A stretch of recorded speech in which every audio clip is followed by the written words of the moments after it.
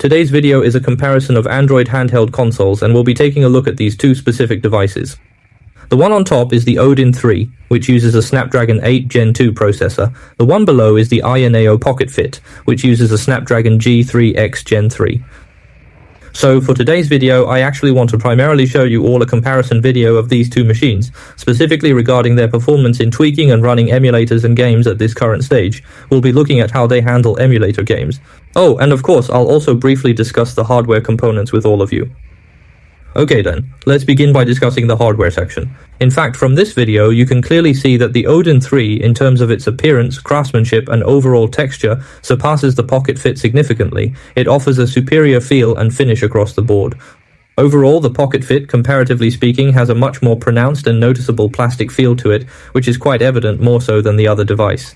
Furthermore, both of these devices are not particularly heavy when held in your hand, as neither of them exceeds a weight of 400 grams. And then, when you're holding and playing like this, overall, the AYANEO Pocket Fit, thanks to its large grips, actually offers a significantly superior and more comfortable gripping sensation. Regarding the button feel, both of these machines are actually quite comparable. Next, let's talk about the Pocket Fit's L and R shoulder buttons, which use a conductive rubber contact. In contrast, the Odin 3's shoulder buttons feature microswitches, providing a different tactile response. Well, the conductive rubber pads and microswitches, everyone has their own preference for these, so I won't really offer too much of a personal opinion or make excessive comments on that particular aspect. And then there's one last crucial detail regarding the hardware. The displays on these two specific machines are in fact quite different from each other. The Odin 3, positioned above, utilizes an OLED screen, whereas the Fit, situated beneath it, employs an LCD screen. So, let's go ahead and launch the Pegasus front end, and I'll demonstrate by running a Game Boy Advance game for everyone to see. When it comes to tinkering with retro emulators, especially with shaders and filters, an LCD screen actually proves to be far more advantageous and better suited for that kind of intricate adjustment and experimentation. Conversely, the OLED screen is much better suited for playing more contemporary games. This is primarily because its display will appear far more vibrant, and the overall picture quality will be significantly enhanced. And now for everyone, I'm going to demonstrate the screen performance of both of these machines so you can clearly see it for yourselves.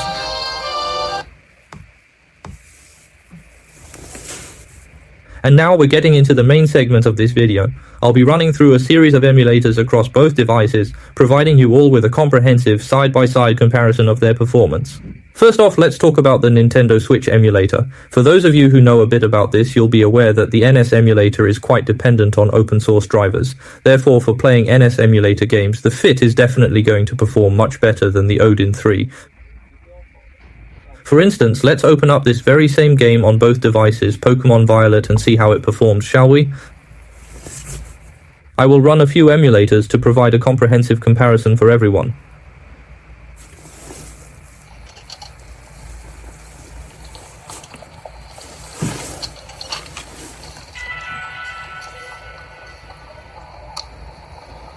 First, let's take a look at this Odin 3 here, which is quite important. Because it lacks support for open source drivers, the overall frame rate when playing games on this device isn't particularly high, nor is it very good, which noticeably impacts the gaming experience. The frame rate is roughly around 20 frames per second, and you might notice that the characters experience a slight slowdown, causing a noticeable drag in their movements during gameplay. Now, let's turn our attention to the Fit model. The Fit utilizes its own proprietary AYA exclusive optimized drivers, which significantly enhance its performance and capabilities, especially when it comes to running demanding applications and games. You can clearly see that when the character is exploring within this town, the overall fluidity and smoothness of the gameplay experience will be significantly enhanced. In Pokemon Scarlet and Violet, you'll find that the frame rate, especially when you're navigating through the towns, tends to significantly drop, often making the overall experience noticeably less smooth than what one might prefer, sometimes dipping quite low. Alright, so for the Nintendo Switch emulator, there's really no need for further comparison because of this. For now, the 8 Gen 3 doesn't support this open source driver, so its Nintendo Switch emulator performance definitely can't beat the Feat. And next up, what we'll be comparing is this PlayStation Vita emulator for Android, the Vita 3K. Vita 3K actually also relies quite heavily on the aforementioned open source driver. Some of you might still be a little unclear about this point, perhaps. And then, we're going to put both machines to the test by running Soul Sacrifice on them, so you can witness the performance firsthand. We want to demonstrate how they handle the game, giving you a clear picture of their capabilities.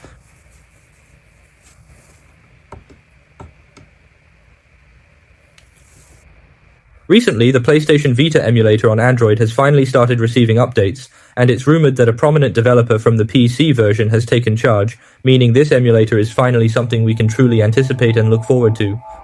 As we can see here, the Odin 3 actually crashed, meaning it's completely unable to run this particular game at all. However, with this one, I'll jump in and give you a demonstration by running around for a while, just to prove that this game is indeed playable. This device can easily handle it, and the performance is surprisingly smooth, allowing for an immersive gaming experience without any noticeable lag or glitches. The graphics render beautifully, and the controls are highly responsive, making it a joy to play. It's a testament to how far mobile gaming has come, offering console-quality experiences right in the palm of your hand. You can truly dive into the world of this game and enjoy every moment without any interruptions. It really highlights the capabilities of this particular hardware, showcasing its power and efficiency. So, without further ado, let's just get right into it, and you'll see for yourselves that it's perfectly enjoyable, and there are no issues whatsoever, providing a flawless gameplay experience that will truly satisfy any gamer. I'll make sure to explore different areas of the game to fully demonstrate its stability, and how well it maintains frame rates even during intense action sequences, proving its worth as a viable platform for serious gaming. You can see how the textures load quickly, and the character animations are fluid and natural. It's truly a fantastic experience from start to finish, and I'm confident you'll be impressed with its overall performance and playability.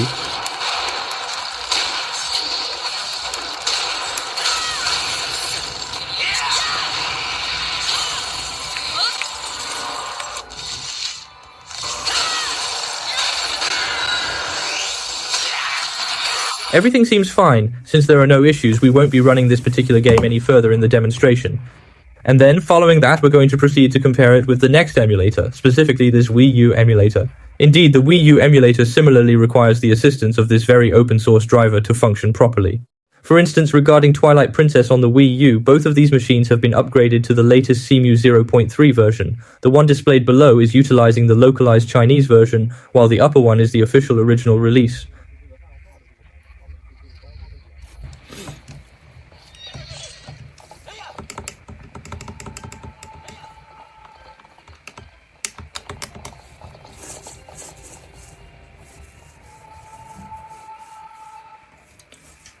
The button below needs to be reset, and I need to input those settings now. It's crucial for optimal performance, ensuring everything functions smoothly as intended. I'll configure these new inputs, making sure they're accurate and responsive for a seamless gaming experience. This process involves carefully reassigning the controls to match the desired layout, which is essential for precise gameplay. So I'll go ahead and enter those new settings right away to get this done.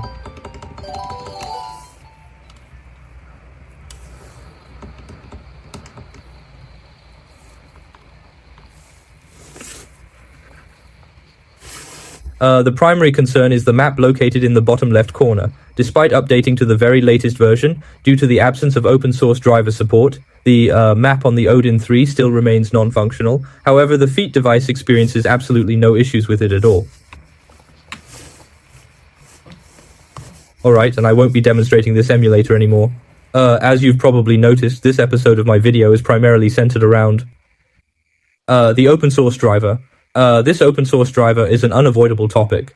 And when it comes to really messing with emulators, you can actually see that these specific emulators are quite heavily reliant on open source drivers for proper functionality. Next, I'm going to show you the last two emulators. One of them is this PC emulator, and for both of these I'm using the Gaishi offline version that I have here. And then, I'm going to run Dark Souls 3 for all of you right here to give you a full demonstration of its performance. So, as things stand currently, when running this PC emulator on these two machines, they are still able to achieve a certain level of performance. To see the significant performance lead that the 8 Gen 3 has, first off, we're going to take a comprehensive look at the game settings section. To make the difference more obvious, I've set both of them to 900p this time. Next, let's take a look at the compatibility to ensure everything runs smoothly. Let me explain the emulation parameters. Both units have their emulation parameters set to extreme mode, and in the bottom right corner it's changed to no check. This configuration allows for optimal performance by prioritizing speed and efficiency, bypassing standard verification procedures.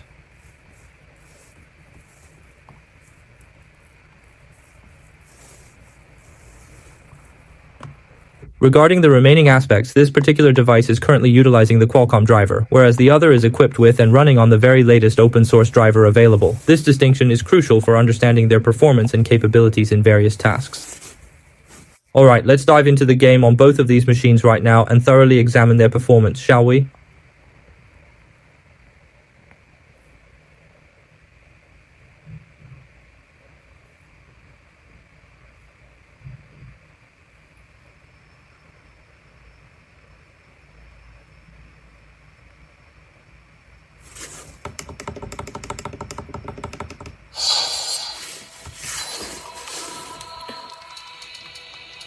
I also need to confirm within the game itself that it's 900p, and in addition to that, the graphics quality must be set to its absolute lowest.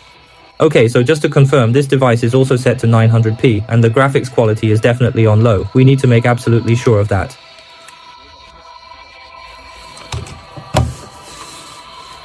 Alright, first, let's use the Fit to demonstrate this game. We'll jump straight into the action to see how it performs, examining every intricate detail with great care and attention to the slightest nuanced factors.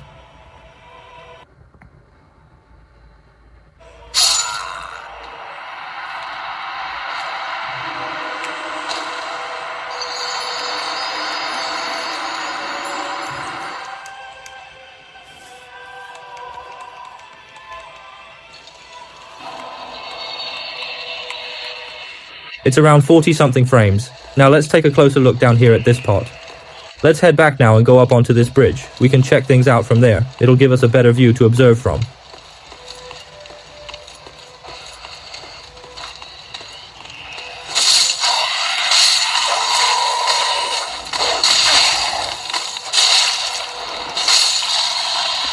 The frame rate on the Fit in this particular section is quite respectable. It's able to achieve around 50 frames per second, which is pretty good, you know, for gameplay.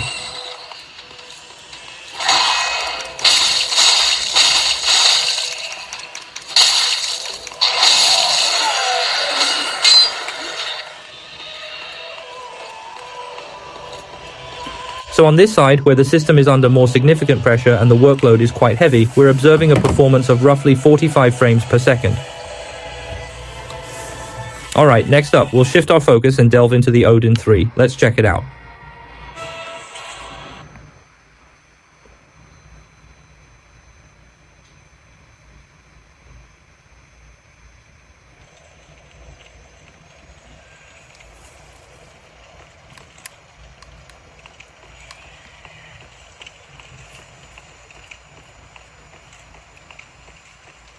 And as you can clearly observe, the Odin 3 model right here is practically on the verge of achieving or is nearly capable of reaching its full potential in terms of frame rate performance, closely approaching the maximum limit.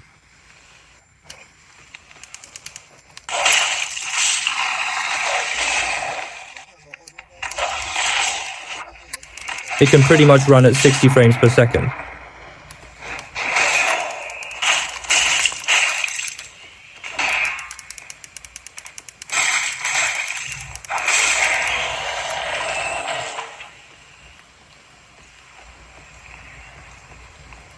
And even when the load is quite heavy, it's still able to achieve 50 frames per second. Overall, the Odin 3 is leading the Fit by about 5 to 10 frames, which is roughly the performance level we're observing. It consistently maintains a noticeable advantage in frame rate, making for a smoother gaming experience. This difference, though seemingly small, translates to a significantly more fluid visual output when comparing the two devices during gameplay, offering a tangible improvement in responsiveness and visual fidelity.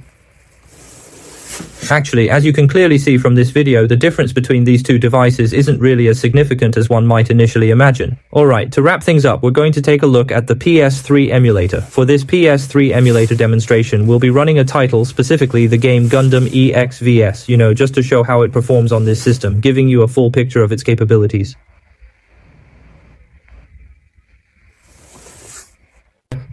Over here we have this FB. It's essentially a Facebook page that we actively use for our community.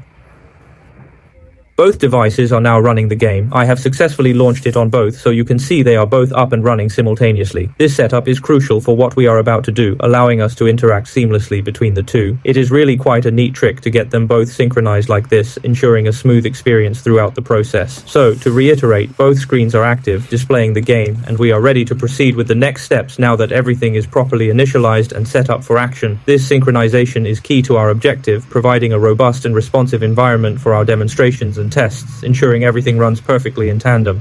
Oh, this one just crashed. Let me quickly restart the game and see if it works this time, hopefully without any further issues. I'll just check it again to make sure everything's running smoothly.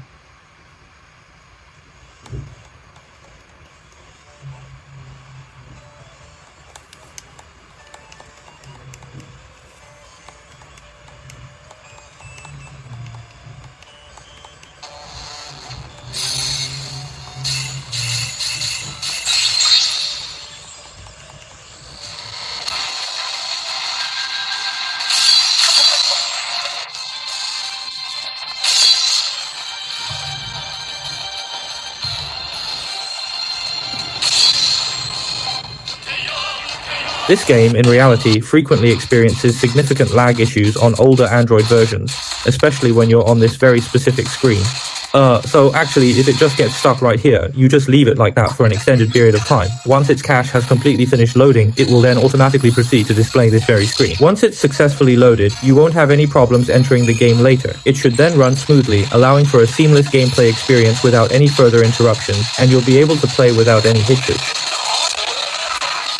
Both of these games, I've actually configured them following the methods from my previous video, so they're already optimized for maximum performance.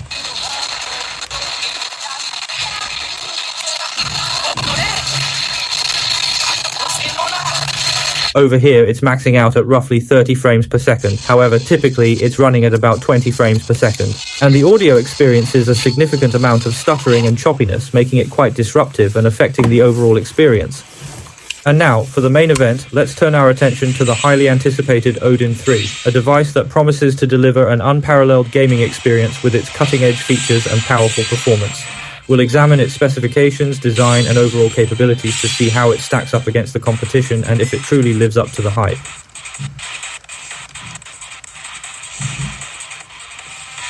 It's the same scenario as before, and as you can observe, the game tends to experience some noticeable lag in this specific situation, so I'm bringing it up once more to illustrate this point clearly.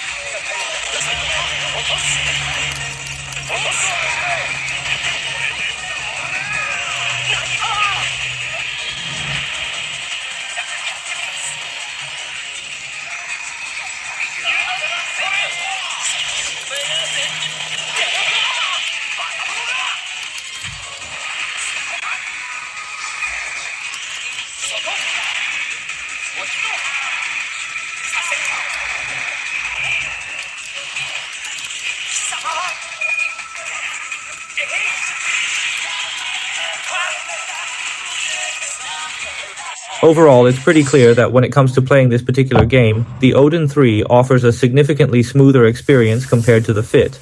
There's a noticeable difference in performance that makes the Odin 3 much more enjoyable for gaming. Finally, to summarize, I believe that currently, at this stage, with the open source drivers not yet fully supporting the 8th Gen series, the Odin 3's performance when you're tweaking the emulator to play this game just isn't as good as the Fit's. In terms of current performance, the Odin 3's tinkering with the emulator for this game doesn't quite measure up to the Fit's performance. From the perspective of tinkering with the emulator, that's definitely the case, which you can all see from this video.